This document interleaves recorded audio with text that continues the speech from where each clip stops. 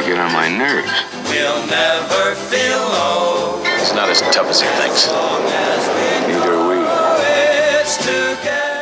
Real and imagined has a golden boy, the devil-may charmer with the athletic grace, the kind of charisma.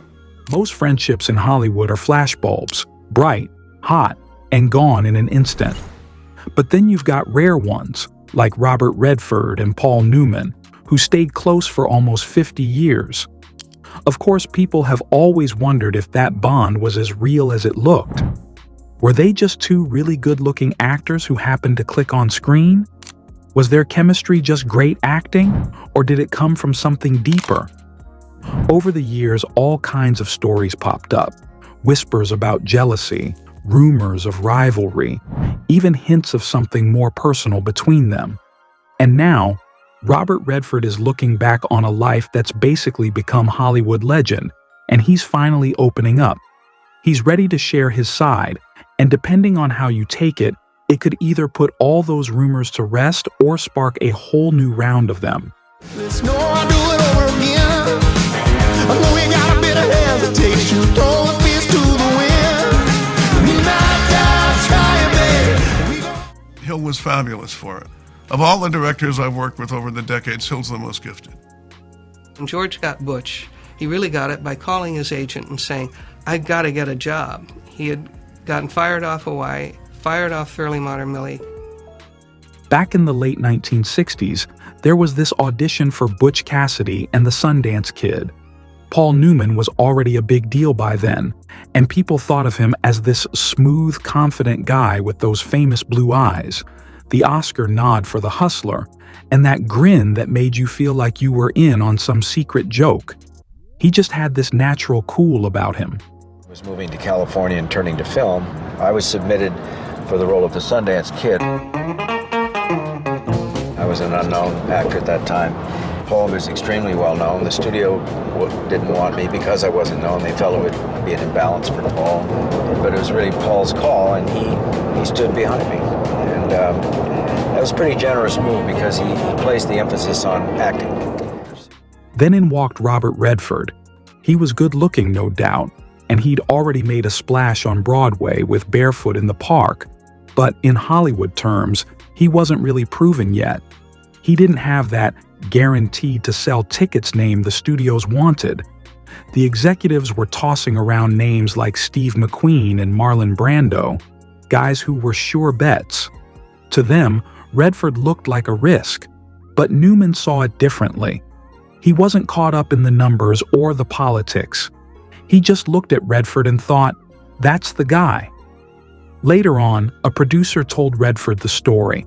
When everyone else was debating, Newman just shrugged and said, "I want the kid." Redford's got something real. Newman never even mentioned it to Redford at the time. It wasn't his style. He didn't need credit for spotting talent. He just trusted his gut. That one call changed everything. By the time Redford eventually heard about it, the two of them were already close friends. They ended up living near each other in Connecticut, just a mile apart.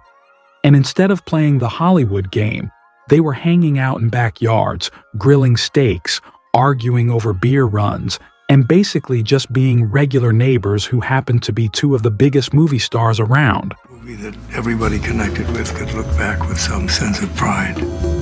There was probably a little fear that it was maybe either a little too clever or too much fun and games, but it was still extremely attractive script, very well written. There are a lot of pressures on you on the first week. You've just arrived, as we did here, with 165 people. You're very aware that you're spending anywhere from $30,000 to $35,000 a day. The crew doesn't know each other particularly well, and everybody's a little bit nervous and out to prove themselves. Now, shooting Butch Cassidy and the Sundance Kid wasn't exactly the glamorous Hollywood lifestyle people imagine. They were out in the middle of Utah, where the sun beat down like it was trying to cook you alive, and the ground was nothing but dust and rock. The days dragged on forever, with both of them stuck on horseback under that huge, punishing sky. And then at night they'd crash in little roadside motels that weren't much to brag about, Places with rattling air conditioners and stiff beds where getting a few hours of decent sleep felt like winning the lottery. Somewhere in that mess, though, their working relationship started turning into something real. Paul Newman was 13 years older, so it was kind of natural that he slid into a big brother role. He didn't sit Redford down for lessons or give big speeches, but he showed him the ropes in small ways. He taught him things like how to find your light on set, how to actually listen in a scene so the performance felt alive, and how to make a scene yours without coming across like you were hogging it. He even passed along more practical advice, like how to sit a horse properly so you didn't end up walking funny the next day, or how to deal with reporters without letting them box you into questions you didn't want to answer. And then there was this one night after a ridiculously long day, 16 hours out in that heat, when Newman just pulled a beat-up cooler out of the back of a truck, popped it open, and handed Redford a cold beer. No big talk, no ceremony. He just raised his bottle and said something simple like, "To the only guy I'd trust to watch my back in a gunfight." That was it. The bottles clinked, they had their beers, and the friendship was kind of locked in from there. When Butch Cassidy and the Sundance Kid came out, it didn't just do well, it completely blew up. It turned into one of those movies that everybody seemed to be talking about. Theaters had lines wrapping around the block for months, college dorm walls were plastered with the poster, and you couldn't go anywhere without hearing "Raindrops Keep Falling on My Head" on the radio. Suddenly, Newman and Redford weren't just movie stars anymore. They were a package deal. A kind of brand. Newman with that crooked grin, Redford with the ice blue stare, and together, this effortless back and forth that felt like real friendship. A few years later, in 1973, they teamed up again for The Sting. That one had a totally different vibe, more polished, more clever, like a big puzzle being worked out, but it hit just as hard. It won a pile of Oscars, including Best Picture, and for years, it was one of those movies that played on cable over and over again. Everyone had seen it at least once, and plenty of people watched it a dozen times. Naturally, the studios went a little nuts. They were ready to throw money at anything that would get the two of them back on screen together. Sequels, spin-offs, you name it. They wanted Butch and Sundance Go to Mexico or The Sting Takes on Vegas. But the funny thing is, Newman and Redford weren't interested. They said no every time, even when the offers got ridiculous. And later, Redford summed it up in a way that made total sense. "We were scared of wearing out the miracle." They knew what they had wasn't just another franchise waiting to happen. It was lightning in a bottle. And lightning doesn't usually strike 3 times. I found an old wrecked block of metal that had been melted down from an old wrecked car. There's a squirrel underneath there or something. He tells the worst jokes in the world. Well, hey, And that'd be okay if he just didn't keep repeating them over and over again. yeah, see? Damn. Off-screen, their friendship was basically built on pranks. If working together showed how natural their chemistry was, hanging out in real life showed how much they loved messing with each other. Newman was obsessed with race cars. He could talk about it for hours, and while Redford respected it, he also thought it could get pretty boring. So for Newman's 50th birthday, Redford decided to have some fun. He tracked down this wrecked Porsche at a junkyard, basically a pile of rust, and had it gift-wrapped with a giant bow before dropping it off at Newman's front door. Perfect gag gift. Newman didn't react right away. He just stayed quiet for weeks, which was suspicious in itself. Then one day, Redford came home to find this massive cube of crushed metal sitting in his living room. Newman had the car compacted and delivered straight into Redford's house, and it was heavy enough to dent the floor. That's when Redford knew. Game on. The back and forth only got bigger from there. Redford once took out a fake full-page ad in a trade magazine wishing Newman a happy birthday while jokingly apologizing for his drinking problem. Newman came back with something simple but hilarious. He secretly rewired Redford's garden hose so that when he turned it on, the water blasted sideways and soaked him instantly, like something straight out of a cartoon. That was the rhythm of their friendship. They'd go back and forth for years with rubber snakes, plastic spiders, surprise deliveries, each one trying to top the other.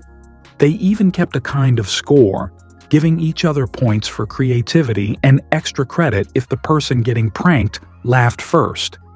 It was childish in the best possible way, and it was their version of saying, "I've got your back."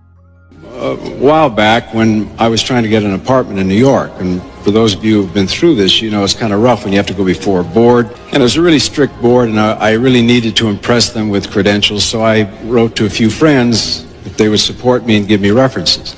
And I'd like to share with you tonight the letter that Paul wrote the board. To whom it may concern, Mr. Robert Redford has owed me $120 for over 3 years. He will not assume his obligation under threat of loss of friendship, honor, loyalty. I cannot, in good conscience, recommend him for anything.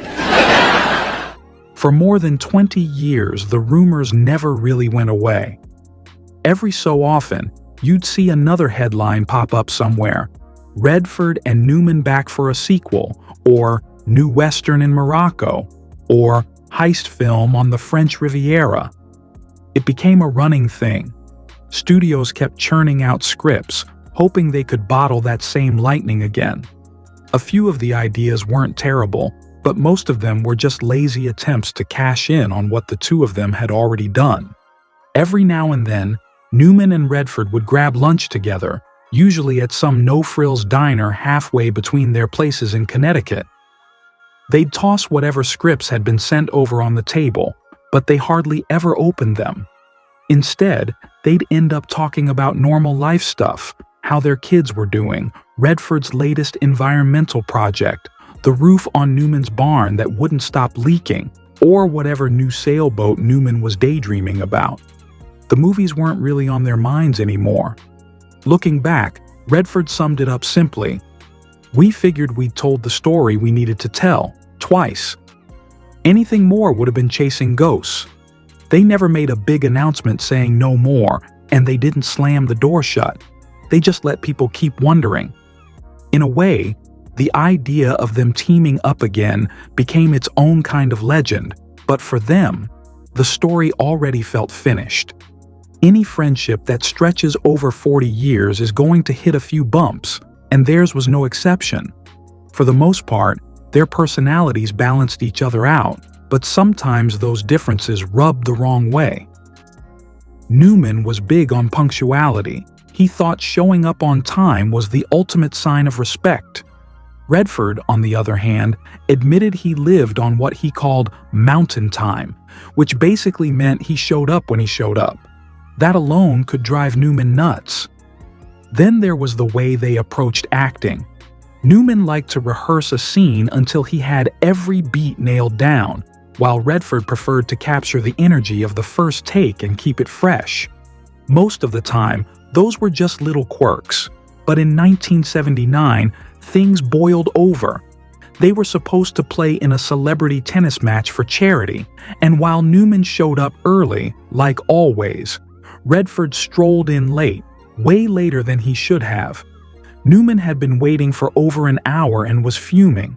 It wasn't just about being late. To him, it was about respect. They had some sharp words, the kind that left a sting, and then nothing. No calls, no beers, no jokes, for 3 whole weeks. The silence felt heavier than the argument itself. Then, out of the blue, Redford got a postcard in the mail. No return address, nothing fancy, just a goofy cartoon of 2 cowboys locked in this awkward, oversized hug. It was Newman's way of saying enough already. Redford couldn't help but laugh, and just like that, it was over. The fight didn't matter anymore. Later, Redford summed it up perfectly. "We argued like brothers because we were brothers." And that was the truth. Disagreements came and went, but the bond never cracked. Oh, it's very exciting. I love you as an actor and as a car guy, because you've always been one of my heroes. In fact, there's an urban legend that's been bothering me since I was in high school.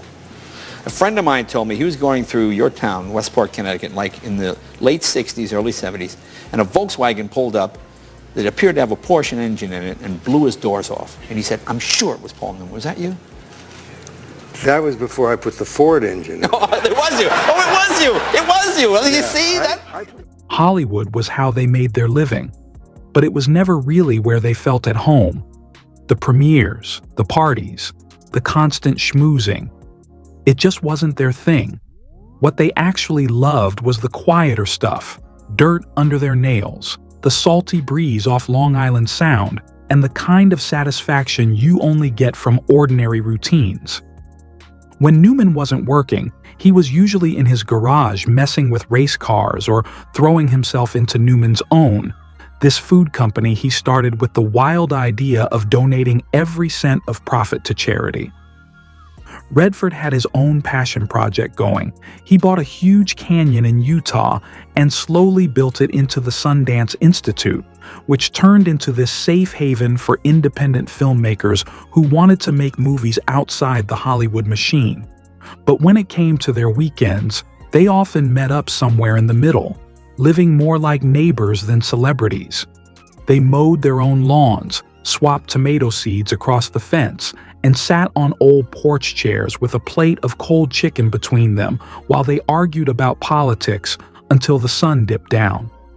Their kids grew up together in that mix, not as celebrity kids, but as part of a blended group of families where it was more important to know how to stack firewood for the winter than to care about who their dads were on screen.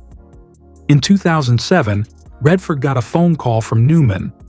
The voice was the same one he'd been hearing for 40 years, steady, warm, familiar, but this time the pace was different, slower. He just said it straight: pancreatic cancer. No drama, no build-up, just the fact. Redford didn't think twice. He got on the next flight east. When he arrived, Newman was sitting on the porch of his Connecticut place, watching the leaves change. Redford joined him, and they stayed out there for hours. No press, no cameras, no Hollywood shine, just two old friends on a porch, talking. They didn't spend much time on the illness. They didn't have to. Instead, they went back over their lives, their kids, the state of the world, normal things that mattered more in that moment than anything else. At one point, Newman cracked a joke in that way only he could, saying he'd better be the one to go first, because he couldn't stand the idea of Redford giving his eulogy. They both laughed, one of those deep, honest laughs that comes from years of shared history. But after the laughter, there was a pause, and in that silence they both knew he meant it. A year later, the news broke. Paul Newman was gone. The world mourned a legend. Robert Redford mourned his best friend, his brother, in every way that counted. Decades have gone by, and now at 89, Robert Redford is finally ready to clear things up. All those rumors that floated around for years, the rivalry, the secret romance, the jealousy, the secret handshake, most of it's just nonsense, he says, calm and steady. The truth is usually simpler and a lot deeper than the gossip. He pauses for a moment, thinking. Paul believed in me before I really believed in myself. He put his own neck on the line for me when the studio wanted someone bigger. Who does that? In this business? Hardly anybody. His gaze drifts, lost for a second in memory. He showed me how to handle this crazy industry, how to stay decent when so many people forget what that even means. He taught me that who you are off-screen matters far more than any role you play on screen. Redford's voice softens, and for the first time, his eyes get a little misty. I miss him every day. That never changes. But I carry him with me. In every choice I make, in every project I take on, in the way I try to live my life. You can't really measure their lives just by looking at box office numbers. Their real legacies were built quietly, deliberately, far away from the Hollywood spotlight. Newman's own, the little salad dressing company that started almost as a joke, has now given over $600 million to charity worldwide. The Hole in the Wall Gang camp, which Newman started for kids with serious illnesses, still brings laughter and hope to thousands every year. Meanwhile, Redford Sundance Institute has grown into the most important place on the planet for independent filmmakers, launching careers and supporting bold personal stories, the kinds of films both he and Paul would have loved. Both projects run on the same simple principle they shared: do good work and don't make a big deal about it. Let the results speak for themselves. On his desk, Redford still keeps a framed photo of Newman, taken years ago. Paul's wearing his racing goggles, his face split by that unforgettable grin, like he's in on the world's best secret. Underneath, in Redford's handwriting, is one simple line: "Still watching my back." A few years after Newman passed, Redford was going through a drawer in his study and came across a stack of old letters, all tied up with a simple piece of twine. The paper had yellowed a little, the ink was fading, and every single one was addressed to "My dearest Paul." None of them had ever been sent. Reading them felt like peeking into a private diary of their friendship. There were apologies for missed birthdays, thank yous for advice that had really mattered, and little confessions about everyday things. In one, Redford admitted that for years he would sometimes practice Newman's laugh in the mirror, trying to capture that perfect mix of warmth and mischief. The letters were proof of a bond so deep it often went unspoken. "I just thought I had all the time in the world," he says quietly. "You always do. But forever ends up being shorter than you think." Since then, he's written one last letter, tucked it in with the others, and hasn't shared what's inside. Some words, he says, are meant for an audience of one. What's your favorite Redford Newman moment, on screen or off? Let us know in the comments below. And don't forget to hit that subscribe button and turn on notifications so you're the first to know whenever we post a new video.